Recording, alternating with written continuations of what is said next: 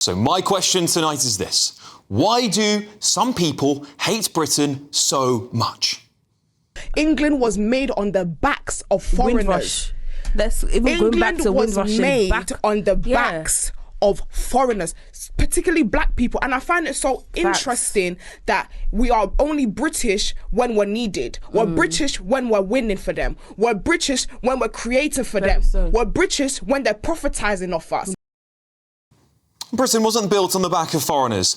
England was built by British workers. This important interruption is brought to you by ExpressVPN.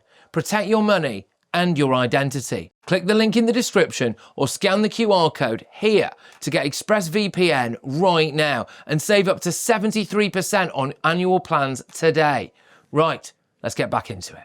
Miners in Durham, mill girls in Lancashire, shipwrights on the Tyne, engineers from Glasgow to Gloucester. Ordinary British people who broke their backs in the pits, factories and forges for poverty wages. The Industrial Revolution wasn't powered by imported labour. It was powered by our own sweat, skill, graft and sacrifice. The wealth that built this great country came from us, from British hands, full stop. Has diversity killed traditional British culture? Oh, I don't think so. Okay. Do you see British culture today? I don't know. I've been in the UK for 3 years, and I can't even think what British culture is. So is it dead? No, because I don't think it existed. Do you know why some people can't identify British culture? That's because it is everywhere.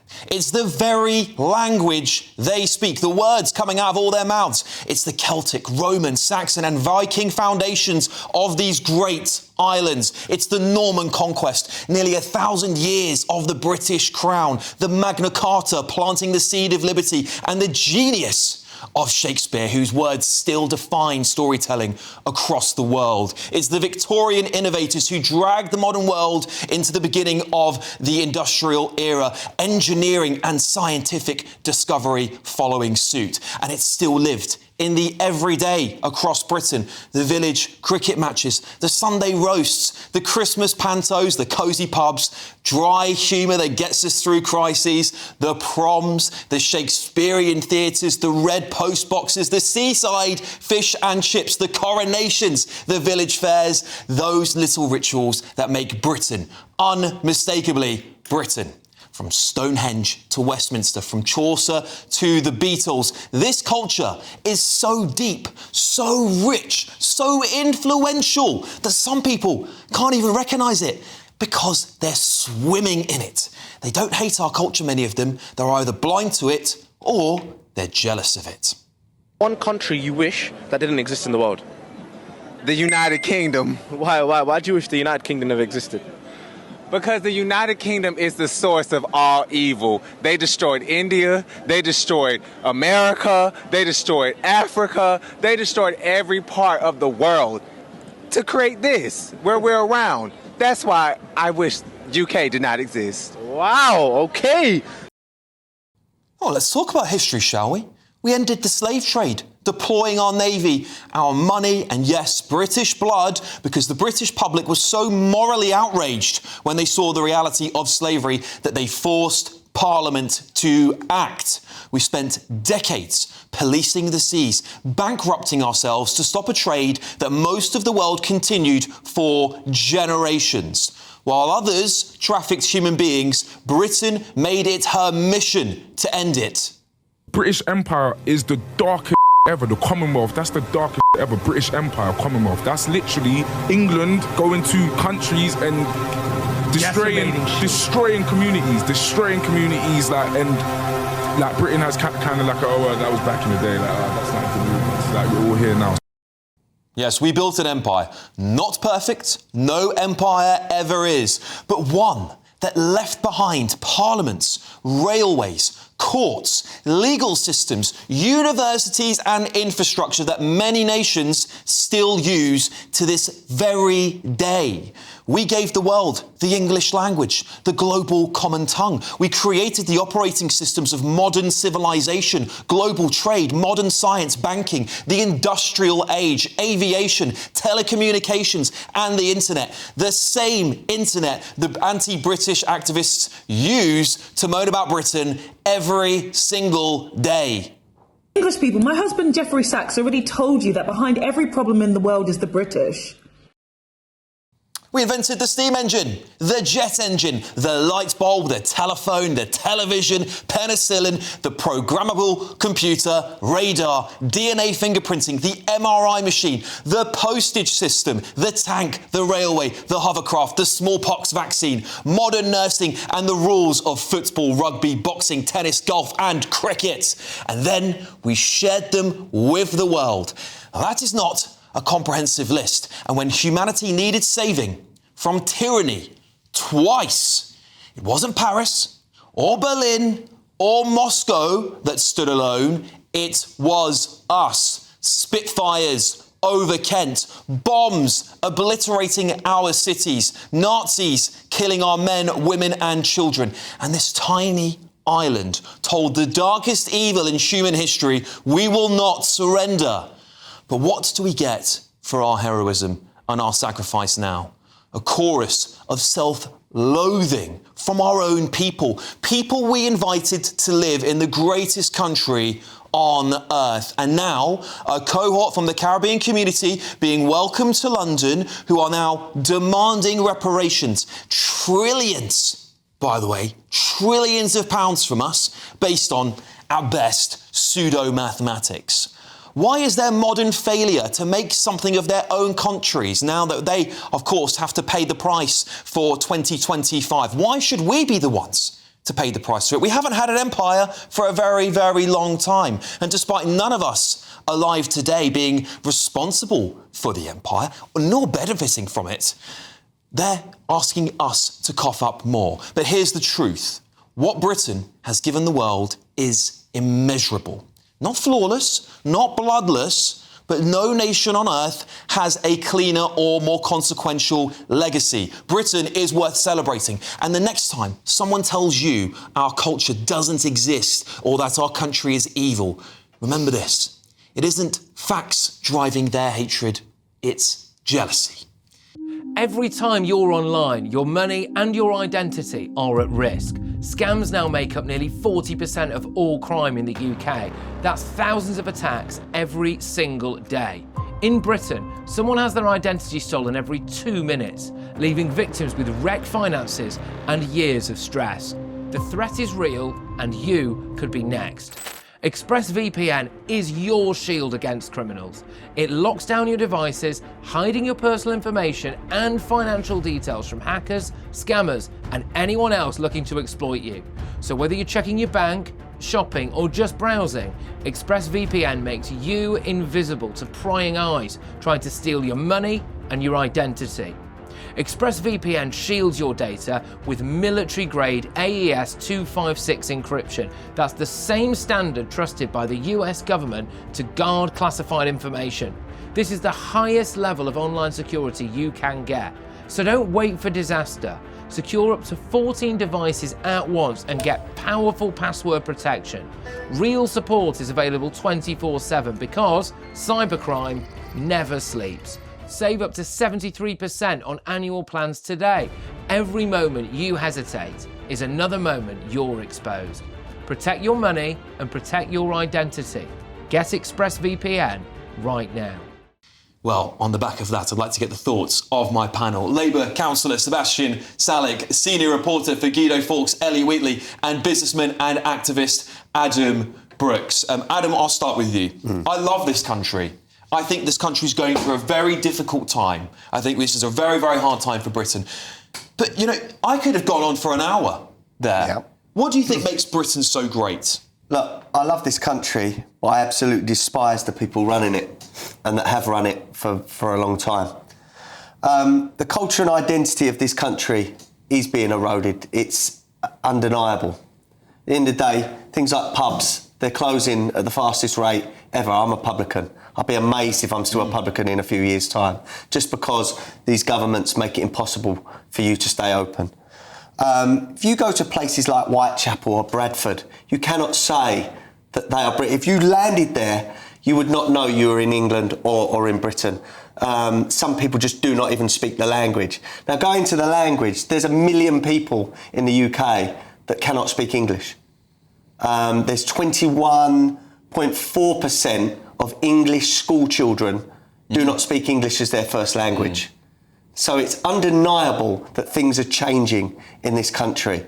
But you rattled on there cricket, football, not soccer, football. That's right.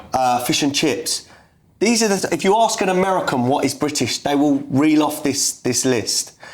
And we've got to protect that. Yeah. And society is changing so much, and it angers me when I hear people talking about reparations. How far back do we go? Should we go back to the Vikings? Yeah. Totally. Yeah. Ridiculous. Romans. How about we abolish slavery that's still going on in the Middle East and Africa, rather than worry about things that went on 300 years ago? We cannot take that back. Absolutely. So I think people need to get in the real world, and some of these people need to shut their mouths. Yeah, well, Sebastian, I'll come straight to you on this, because many people will look at Adam's right. I mean, we're looking down the barrel of more tax rises, which is going to really hurt our pubs. Pubs are the foundation of British culture. It's one of the things that has survived hundreds of years. You can go into pubs older than countries in Britain. Do you not think the government needs to do more to protect British culture?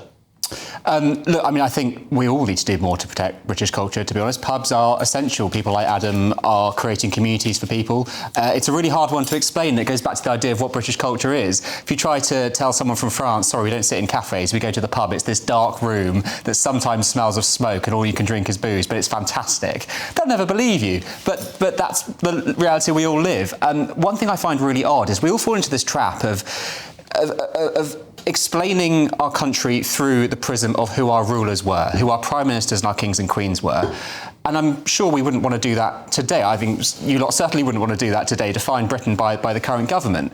I much prefer to think of it by the people who stood where we stood, who, our forefathers who, yes, OK, they worried about, are we a little bit fat? Are we not clever enough? They were people like us, and we forget that. And I always remember that when I go to a wedding, funny enough, because you see the church, you see the altar, and you see the place where so many other people stood, and it's that lineage we have to remember. Not a political comment, but I think it's important. What do you make of Adam's comments about language? I mean, the English language is spoken globally, but there are people in this country that can't even speak it anymore. That's got to be a problem, surely. Oh, yeah. If you come to this country, you should learn the language. That's what my parents did. It's the only way you can integrate properly in a country is to learn the language wherever you go. And that's the same for Brits going elsewhere, by the way. If you're sitting in Spain right now as a Brit, you damn well be learning Spanish, because you should not be ghettoising yourself in another country. The issue I take with what Adam said was, you touched on Whitechapel, and, we're just getting so close to it now, aren't we? What's the issue with Whitechapel? A lot of people would say, not a lot of white people. Is that what you're going for? No, What's the issue? It's not about skin colour. If you come out, I'll tell you what, you come out of Whitechapel Station, my family's from the East End. Yeah. You could be anywhere in South Asia, OK? Because so what is it about? It's not skin colour, what is it? No, it's about language, and it's about businesses that are not essentially British. And so businesses that aren't British, what do you mean? If I could move, say I moved to Whitechapel, I find it hard to find a pub now. There used to be on every corner. So not just because of the economy, but because the culture and the demographics have changed there. Do you believe in free markets? You could walk from one end of Whitechapel to the other and not hear someone speak English. Is that protecting our culture? Yes or no, Sebastian? Do you believe in free markets? Yes. Well then, then you'll be defending their right to open whatever business they want to serve the customers they have. We're talking about the erosion of British culture. Has that happened in Whitechapel, yes or no? No, I don't think it has. That's ridiculous. Because that culture has evolved. Because we're not Normans or Saxons anymore, we're modern Britons. They're not speaking English, Sebastian. I don't speak English in my household. Am I less British as a result? No, but you're speaking English now. Yes, and they all speak English as well. I think what Adam's point is, and Ellie, I'll come to you on this, is that when if a bunch of English people all went and moved somewhere abroad, right, and I criticise British people, as you pointed out, for ghettoising in Spain, for example. I think that's not in the spirit of assimilation integration. We can't point that out without pointing it to how we sometimes do it. But when there's so much immigration into an area, it essentially takes away what made it that part of Britain. And I think that's what Adam's getting at. And it's the same when any culture does this. If Brits will go to a part of Spain and essentially colonise it because we're all there, it's not that part of Spain anymore, it's just Britain abroad. Well, absolutely. And I agree with you, Adam. And you were talking about how important it is to learn the language in any country you're in. You learn English in England. And I see, when you're talking about Whitechapel, I have to say I don't go there often, but I've seen lots of videos online, and of course the Whitechapel tube station has it in Arabic as well as English. And in your home, you can speak whatever language you want to, but I can see your point on the street when you're going to markets and they're not speaking the English language. As you say, that is the number one barrier into integrating with the rest of the people in that Hang on, community. how do you know these people don't also speak English? But why aren't they speaking English in the streets? Well, because if I'm walking along the street with my mum, I speak Danish to her. Can I qualify, just because I went actually and did a video in Whitechapel a couple of months ago, and there were a lot of people when I went to speak to them, they said I don't speak English. Yeah. Now, I think that's an issue. I think you agree. I think everyone around this table would agree with you. Exactly right. And I think going back to Adam's point, the difficulty is that if we expect assimilation, we expect integration, actually by putting everyone into the same place, you don't get it, because all it does is give you no reason whatsoever to learn English, to adapt to the culture. And I think that is where we've got this so wrong. If you're going to have millions of people coming to the country, you better expect they're going to integrate. But if you're not going to have that, how do you now get whole parts of Whitechapel or other parts of the country where there are essentially no British people, born and bred thorough British people there who don't speak English, don't understand the culture, British culture? How do you expect them to integrate? Alex, come on. It's the East End. Of course there are born and bred British people there. And look, if you drop Adam in history somewhere else, the same pattern will repeat. You'll be saying, there are too many Jews. There are too many Huguenots. The East End has been a home of refugees for generations. They've just been from different parts of the world. And long may it continue to be a welcoming place for people who need that sanctuary. Look, the Spanish moan about us colonising certain parts of Spain. But when the Spanish moan and their press moan, it's not racist. But if I moan about Whitechapel, someone like Sebastian will say, is it skin colour? No. So why is it OK for the Spanish to moan about us and it's not racist? Well, this is the why problem, can I not moan just because those people look different to me? I absolutely agree. And listen, my family's a mixed family, right? My stepfather's from Iran. He wouldn't want to come to Britain and it not be Britain. And this is the thing. You speak to so many migrants, so many immigrants, and they expect Britain to be Britain. They don't want to come here and not integrate. A lot of them, unfortunately, do now come and not integrate because that's the choice they're given. Move near people nearby them and basically ghettoise areas. It's not their fault. We've invited them to come to Britain. It's our duty and the government's duty to make sure, in my opinion, you may disagree with me, Sebastian, I believe it's the government's duty to manage immigration effectively so that we can have social cohesion. But I think it's very clear to me and to many people at home that social cohesion is at its lowest point in a very, very long time. No, I think it should be managed as well. People have to learn the language. They have to be encouraged to work. They have to be encouraged to fit in, because how else do you get the best out of moving to a country? You should be able to get everything that Britain can offer to you. I'm just concerned that we're focused on Whitechapel. I mean, look, you've got a lot of different communities in London. You've got little Portugal, you've got little Russia, you've got all sorts that are not white, that are white, and they just seem not to get the same heat that you do if you're brown and you live in the East End. I don't care whether you're brown, white or whatever. I mean, it's a silly thing to say, but at the end of the day, unfortunately, it's more visible when you are from a different skin colour. That's why it gets more here. I think that's just obvious. However, any community of people that come together and don't integrate into Britain is a problem for Britain. So is it the problem that they are visible? Well, I think it's why the issue gets spoken about more. Just to challenge your point, because you are a different skin colour, people are going to notice there's a bigger group of you there. However, it should be treated equally. If it's really about integration and not about race, why aren't we talking about that? Why aren't you talking about Stockwell? Why aren't we talking about North Tottenham? More broadly, I've just never heard anybody say that. Whitechapel is probably the most obvious answer, being so close to London. Let's just say I was given a flat in Whitechapel and I wanted to go and get English food, traditional English food, I'd struggle. If I wanted to go to a supermarket and get maybe some of the brands that I'm used to, I'll struggle, because a lot of the places in Whitechapel are catered. Adam, I used to buy my lunch from Tesco on Whitechapel High Street every day. Don't tell me there aren't British supermarkets in Whitechapel. That is just not true. I'm saying the majority of the businesses down that high road are not geared up for what you would call a traditional English native. Which high street is in London? but not like Whitechapel. There we go. I think We're getting too macro about this, and we're not looking at the bigger picture. The bigger picture is that there is a social cohesion problem in Britain, is that British people feel that the culture is slowly disintegrating. We're seeing the rise of sectarianism in our politics. That is coming from somewhere. That is coming from a failure of our British values to be purported through politics. It's a failure of assimilation and integration. Stuff that I was brought up with in a very mixed borough in Harrow, where 50% of the kids I went to school from were not white British, but we all got along very, very well because we were all integrated and assimilated. That is happening at a rapid pace where there is no assimilation anymore, and that is where British people are getting worried. We didn't have these issues in the 1990s and the early 2000s. We are having them now because the pace of change is so rapid. There'd be certain towns up and down the country now. I'm not religious, but if you're Christian, you won't be able to find a church. That's correct, right? Yes. There might be 5 mosques, or there might be different temples. Ellie, which town? I want to bring Ellie in just for a second. You might struggle. Yes. Which town, though? I said you might struggle. Yes, but which town are you thinking of? But because I think you're making this up, mate. I'm just going to say it out loud. So let's just say I'm in Bradford. There might not be enough churches for the Christians that are in. Well, let's ask the Christians of Bradford rather than making this up on the spot on national telly, because it doesn't look good. I don't care if it looks good. I really don't care. Churches are struggling, and this Labour government are not supporting them. And I see it actually. Well, I come from Dorset, and a nearby church, I'm not going to dox for myself now, has closed down, and it's really upsetting. Because congregations are shrinking. Congregations are shrinking, but also they're not given the financial support and the relief. But that's got nothing to do with people coming here from other countries. If anything, they're bolstering them. But we're talking about is full of Filipinos and Poles. It is being kept alive by foreigners. But this is not necessarily about immigration here. They're talking about preserving British culture, and the pubs, churches, and all of these classic British institutions are not being supported by the Labour government, and that's a shame. I want to ask a final question to everybody on the panel. 2 things. The first question I want to ask you, Ellie. Do you think that the pace of immigration is just too high for British culture to sustain itself? I think clearly the numbers are going up, right? With 111,000 asylum people claimed asylum in this country this year. Obviously, small boat numbers are going up.